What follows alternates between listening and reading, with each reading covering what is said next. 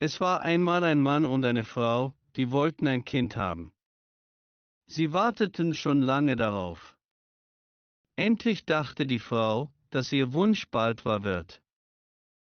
Die Leute hatten ein kleines Fenster in ihrem Haus. Aus diesem Fenster konnten sie einen schönen Garten sehen. Der Garten war voll mit tollen Blumen und Kräutern. Um den Garten war eine hohe Mauer. Niemand ging in den Garten hinein. Der Garten gehörte einer Zauberin. Die Zauberin hatte viel Macht. Alle Leute hatten Angst vor ihr. Eines Tages stand die Frau am Fenster und sah in den Garten. Sie sah ein Beet mit schönem Salat. Der Salat sah sehr frisch und grün aus. Die Frau wollte unbedingt von diesem Salat essen. Jeden Tag wollte sie den Salat mehr. Sie wusste, dass sie den Salat nicht bekommen konnte. Sie wurde krank und sah blass aus. Der Mann bekam Angst und fragte, was ist los, liebe Frau? Ach, sagte sie, wenn ich keinen Salat aus dem Garten hinter unserem Haus esse, sterbe ich. Der Mann liebte seine Frau sehr. Er dachte, ich hole ihr den Salat, egal was es kostet. Am Abend kletterte er über die Mauer in den Garten der Zauberin. Er nahm schnell eine Handvoll Salat mit. Er brachte den Salat seiner Frau. Sie machte sofort einen Salat daraus und aß ihn gierig. Der Salat schmeckte ihr sehr gut. Am nächsten Tag wollte sie noch mehr Salat essen. Der Mann musste noch einmal in den Garten gehen. Am Abend kletterte er wieder über die Mauer. Als er unten war, erschrak er sehr. Die Zauberin stand vor ihm. Wie kannst du es wagen, sagte sie wütend, in meinen Garten zu kommen und meinen Salat zu stehlen? Das wird schlimme Folgen für dich haben. Ach, antwortete er, bitte seien Sie nicht böse. Ich musste es tun, meine Frau hat Ihren Salat gesehen. Sie möchte den Salat so gerne essen. Sie würde sterben, wenn sie ihn nicht bekommt. Die Zauberin wurde etwas ruhiger. Sie sagte zu ihm, wenn das stimmt, darfst du Salat mitnehmen. Du kannst so viel nehmen, wie du willst. Aber ich habe eine Bedingung. Du musst mir das Kind geben, das deine Frau bekommen wird.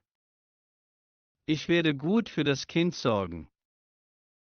Ich werde wie eine Mutter für das Kind sein. Der Mann hatte Angst und sagte ja zu allem. Als die Frau das Baby bekam, kam die Zauberin sofort. Sie nannte das Kind Rapunzel und nahm es mit. Rapunzel wurde ein sehr schönes Kind.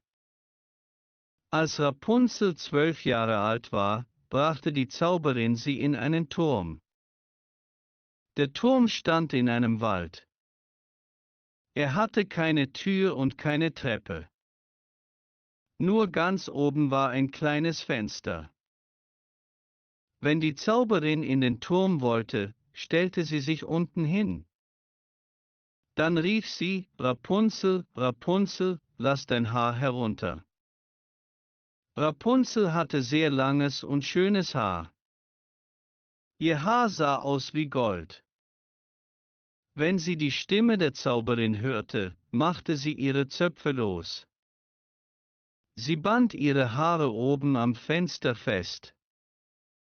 Dann fielen die Haare 20 Meter nach unten. Die Zauberin kletterte an den Haaren hoch. Ein paar Jahre später ritt der Sohn des Königs durch den Wald. Er kam am Turm vorbei. Er hörte jemanden sehr schön singen. Er blieb stehen und hörte zu. Es war Rapunzel, die sang. Sie sang, weil sie allein war und sich die Zeit vertreiben wollte.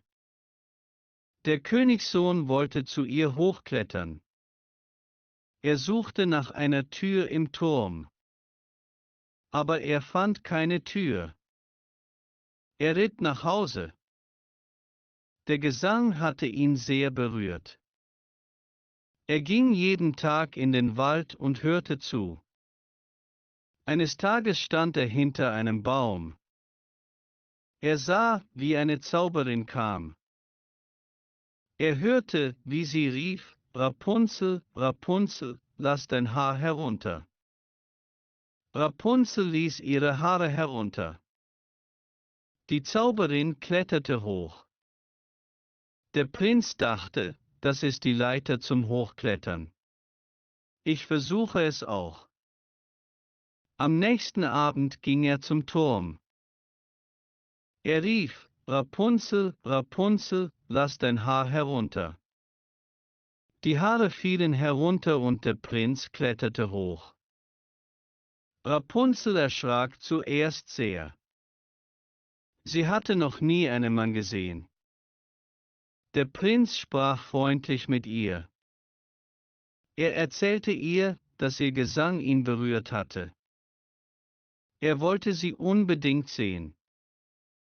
Rapunzel hatte keine Angst mehr. Der Prinz fragte, ob sie ihn heiraten will. Sie sah, dass er jung und schön war.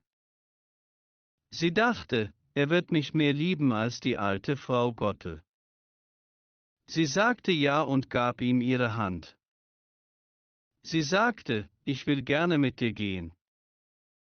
Aber ich weiß nicht, wie ich runterkommen soll. Bring jedes Mal Seide mit, wenn du kommst. Daraus mache ich eine Leiter. Wenn sie fertig ist, klettere ich runter. Du nimmst mich dann auf dein Pferd.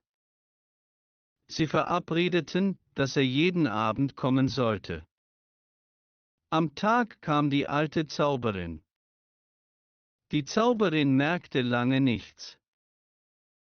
Eines Tages sagte Rapunzel: Frau Gotte, warum sind Sie so schwer hochzuziehen? Der junge Prinz ist viel schneller oben.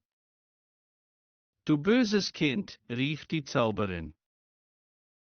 Ich dachte, ich hätte dich von allen getrennt. Du hast mich betrogen.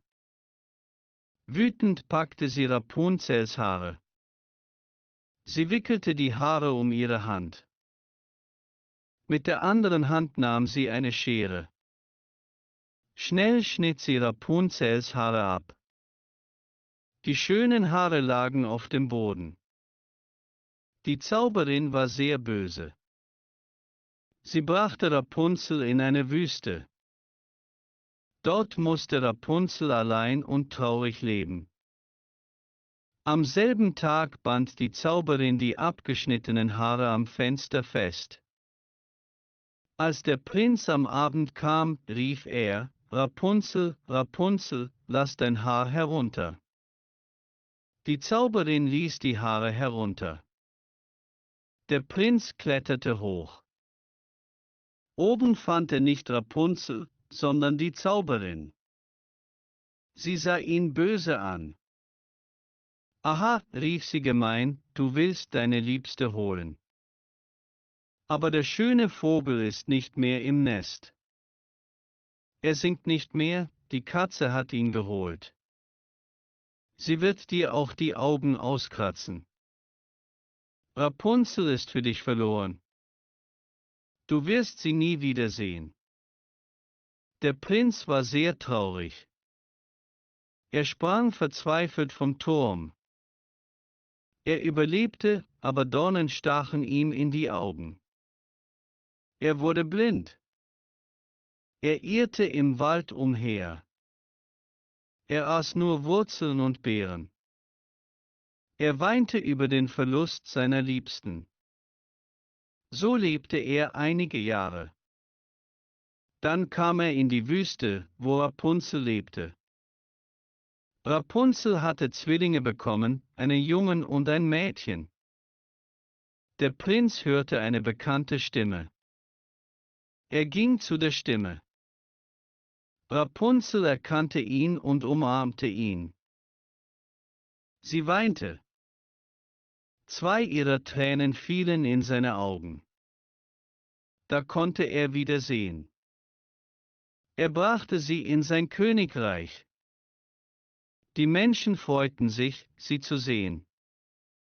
Sie lebten noch lange glücklich zusammen.